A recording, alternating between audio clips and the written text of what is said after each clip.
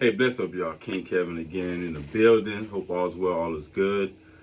As of recently, everyone's heard about Ron DeSantis, the governor of Florida, who has been really fighting and combating against Black history with the anti-woke bill, um, the critical race theory, and now recently that middle school kids in Florida will have to learn that slavery was a benefit to the enslaved, to our ancestors. Now I'm from Florida. I may live in Atlanta, Georgia right now, which is a dream come true, by the way. A black mecca. I've never seen anywhere where there's so many black business owners and people doing very well, extremely well for themselves. So then again, I'm sure our ancestors are very, very proud and happy regarding that.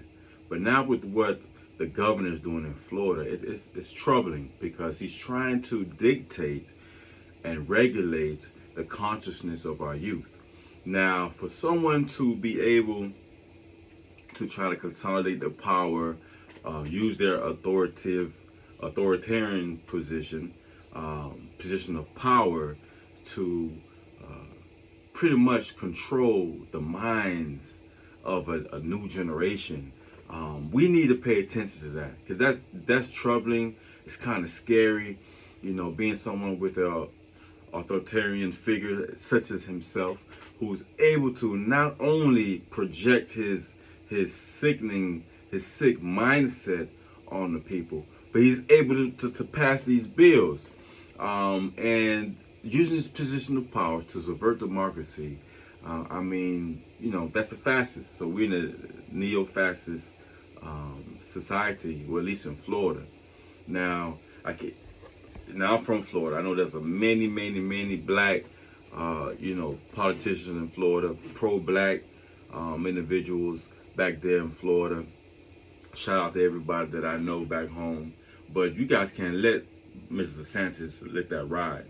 Like, how you gonna erase or not even teach what happened in 1933 in Rosewood when they killed dozens of people there? That matter of fact, they really know how many people died in Rosewood. You know what I'm saying? People set on fire, homes set on fire, people had to run, leave everything. Matter of fact, Rosewood, and not 33, 1923, but Rosewood was actually the only known case of successful reparations, which was they agreed to paying the descendants 15 million, $150,000 each person, and if you could prove that your ancestry came from the old Rosewood area, and you were black, you got to pay some money as well.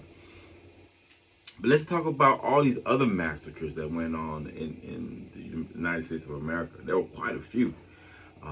There are multiple, especially after 1918, the end of World War One. You know what I'm saying? So in 1919, you got massacres all over the place. You got them in Omaha, Nebraska. You got them in Florida. You got them in Texas with the Slocum, massacre. You have them in Elaine. You know what I'm saying? The Elaine massacre, probably one of the worst ones.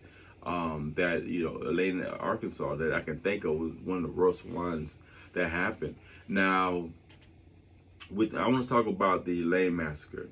The Elaine massacre is important because not only did black people stand up, you got soldiers straight from World War One. You know what I'm saying? Like, World War vets. You feel me? So they know battle. They know how to fight. They know how to combat. They know how to stand up and defend their home. And these were farmers, and these farmers was able to get something called the Progressive Farmers and House Unions of America. So they unionized themselves so they can do what?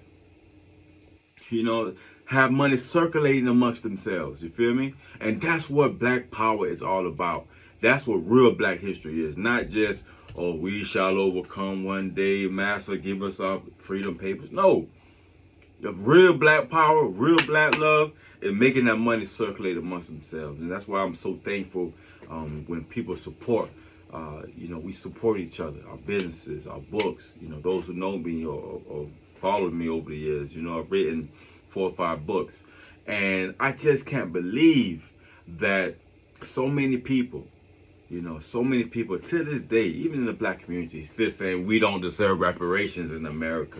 You know, saying no to reparations. How can you even think of not some sort of reparations for the tragedy, the devastation, the level of degradation, the level of oppression, the domination, the crimes against humanity, our education, our consciousness.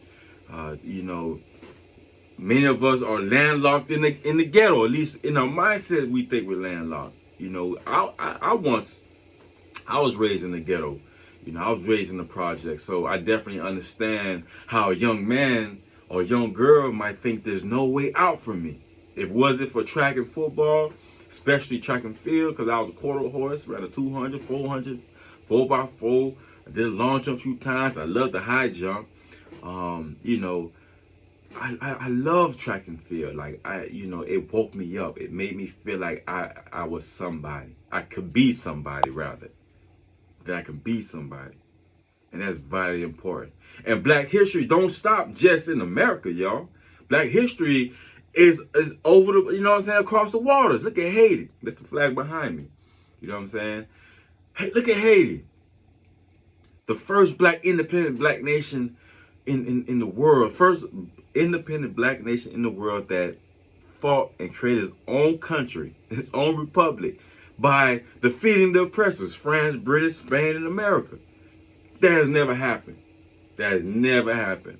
And thanks to people like General Toussaint Louverture, Jean-Jacques Dessalines, King Henry Christophe, Suzanne Belair, Mama Toussaint, you know what I'm saying? There's so many great women and men who fought in the Haitian Revolution, 13-year battle. As a matter of fact, as part of black history, and another thing I was gonna say is, you know, the fact that they don't even teach real good black history in the schools anyway. They're not going into depth about the Haitian Revolution, if they mention it at all. You know what I'm saying? But you know, they're gonna praise Napoleon Bonaparte, praise Andrew Jackson, praise George Washington. They got a big statue of Andrew Jackson in Lafayette Park, Washington, D.C. I just came from speaking at the Capitol, Washington, D.C., just July 21st, 2023, last Friday. You know what I'm saying? Literally a week earlier. You know, you go to my YouTube, go through my channels. You know, you follow me, you see it. Make sure you like and subscribe to this channel, because I bring the realness. You feel me? And so I'm not really too mad about DeSantis, what he's doing. I just the gall, the audacity for him to even take it that far to say it's a benefit to black people. There was no benefit behind it. Even though after slavery, you know, officially ended in 1865, when everybody was free, you know, Juneteenth and down there in Texas, most black people, majority of the freely enslaved Africans who were now free, most of them had, you know, trade skills, you know, carpenters. They were people who knew how to build railroads, you know what I'm saying? You know, not necessarily electricians, but they knew how to play with machines. They knew how to build machines. You know, the cotton gin was built by a black man. So, I mean, mad skills. And most white folks were intimidated by it. And before I forget, I'll be remiss if I did not say this. Look what happened in Tulsa, Oklahoma. Oh my God. They bombed the whole city. They bombed the city, shot, killed, firing, you know, indiscriminately, just anybody, women, children, men, old, young, it didn't matter. They would annihilate everybody in Tulsa, 1921. And you know what? It's a damn shame. It's a damn shame. That massacre happened May 31st, 1921 to June 1st, 1921. So from from May 31st to June 1921, June 1st, 1921, to now, 2023, they literally rejected the claims of the massacre happened in Tulsa, Oklahoma, with the Black Wall Street. They literally rejected it. The judge rejected their claims, for one, reparations, and two, that, you know what I'm saying, you know, any type of I don't know, compensation, justice, they threw it out the window. Just what, a week or two ago, I could not believe it. And I was working. As a matter of fact, you know, I'm wearing my company shirt right now. Sky Clean Air Services, mold and water removal, and complete renovations. That's what we do. And I know my ancestors are proud. You know what I'm saying? And most of the guys who work with me, they're black. I mean, we have some Hispanic workers once in a while, or maybe white women might work with us. The majority of us are black men. All of us are fathers. You know what I mean? I'm proud of that. But I can't believe that ever since World War I, you know what I'm saying, over 350,000 black men was in that war, and there were black nurses as well. And they were going through their thing, segregation. Even then, you feel me? To today, to still be, you know what I'm saying, questioning whether or not, you know, black people had contribution to America, whether black people was major figures in just the development of the infrastructure or in history. The Haitian Revolution alone was the greatest black achievement of black people, you know, collectively. You know what I'm saying? That in itself, if that's not taught in the schools, where black people rose up beyond the negative conceptions of black people, that we like to be enslaved, we like to be whipped, hung, lynched, our women love to be violated, our children love to be violated, we are dumb and stupid and lazy. Haiti reversed that whole mindset, that whole concept, old propaganda that white supremacy was trying to push, or they were pushing. Haiti completely debunked that myth. You feel me? Because not only did we free ourselves, we freed South America. You know what I'm saying? Even though we're backstabbed with that, we freed a lot of black folks in America, African Americans. You know, pay for their freedom and freedom here. You could escape the colonies of America and come to Haiti.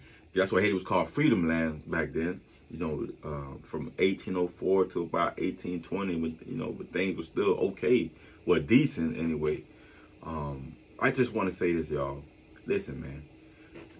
Black history should be taught in the homes anyway. It should not be taught or focused or depended upon in the schools. Black history needs to be taught at home first. Your children need to know who they are before they walk out into the people's classroom. Because this system is not built for us to win. It's not. Never was, never will be. And I don't care what they tell you, who they say, or what they vote on inside the Capitol Hill or in your local state. Make sure that your representatives are held accountable. The National Black Caucus, there's no way that these things should be getting passed. There's no way to this day the first independent black nation in the Western Hemisphere should be suffering the way they are because of the hands of white supremacy. The National Black Caucus, African Union, where you at? Where are you? Please tell me, where are you? Ladies and gentlemen, my name is Kevin Dorival, author of several books, but one that you wanted to pay attention to. Coming out next year, pre-orders are available. It's called Americas and France's 1,000-Year War Against Haiti, Assassination of a Nation. Again, I'm going to say it again. Americas and France's 1,000-Year War Against Haiti, Assassination of a Nation. And KevinDorival.com is my website. Follow me on Instagram, Twitter, at Courage to Believe. Believe me, I'm going to keep, you know, I really want to do a full production video. Full production videos with all the fancy editing and all that, but I just want to get this off my heart today. It's TGIF, July 28th, and I'm just glad to be here, glad to be alive. It's a great day to be alive. I don't care what you're thinking, what you're going through. Believe me, it could be worse, and there are better days ahead. Believe in yourself. Truly believe in yourself. Don't just say, go in front of the mirror, you know what I'm saying? Oh yeah, I believe in myself, I'm a winner. Don't just do that. I want you to actually say it, think on it, meditate on it. Say it, think it, meditate on it. Speak the victories upon your life, even though you could be losing, because truth be told, your mouth could be your only weapon. You know what I mean? And having faith means a lot, all right? Put God first over everything, and many blessings. Power to the people.